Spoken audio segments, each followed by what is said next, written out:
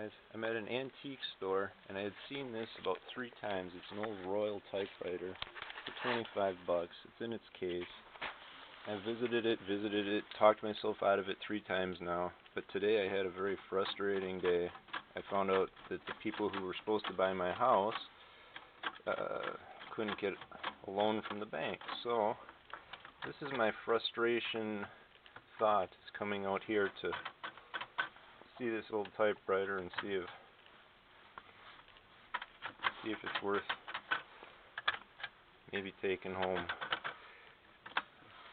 Last time I checked on it, the carriage worked, so figured as long as the carriage moves and all the characters work, I can play with it from there. It looks like it works. See what kind of discount maybe I can get on it, and we'll go from there. Wanted to show you before I leave some other things that they got here. This is at the Antiques Mall in Waukesha. They got all sorts of stuff. There used to be another typewriter over here. I don't remember if it was an old Remington or what, but that one seems to have disappeared. And then up here, there is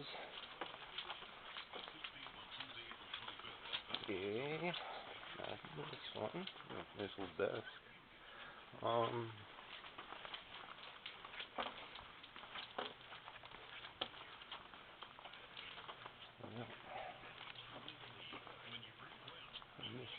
Here. There it is. An old Underwood, but there's no price tag on it. Looks like the carriage works on there too. So let's go check out at the register though for this. Buying a typewriter, is there a discount of any kind, being that you know it's going to need some kind of work? All prices under $30 are firm. Okay. Now there's one other typewriter out on the floor without a price tag on it. Is that going to be in this same range, or is this going to be... Well, each dealer prices their own items, so it's hard to tell. If you wanted to show me, I could try to contact the dealer. Okay, well, we'll keep that in mind. And this is the Antiques Mall here on Main, so anybody who may want an Underwood, keep it in mind. Bought, and we're going home. I think my dog will say, hey, what happened to that seat space of mine? But we'll get her home and take a look at her. Okay guys, so this is the Royal Futura 800. It seems to be pretty clean. The bottom, you guys are seeing that before I am, but yeah, I guess it's not so clean. I don't know why I even said that, probably just because I'm on camera. Let me turn her around.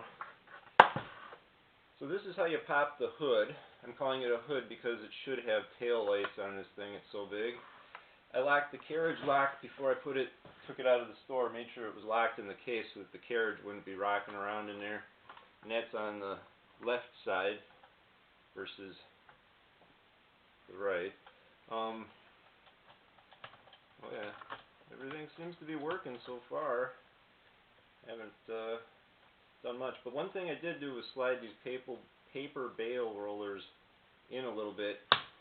You should have your paper sectioned in thirds, I found out. I had always kind of put them out to the side edges, and one of those old Navy training films said, nah, section your paper in thirds. So I recommend you guys watch those. Margin release, yeah, we got all sorts of stuff. It looks like these buttons here are kind of pressed in. Well, this clear is, anyway, this one's out. So something's going on there.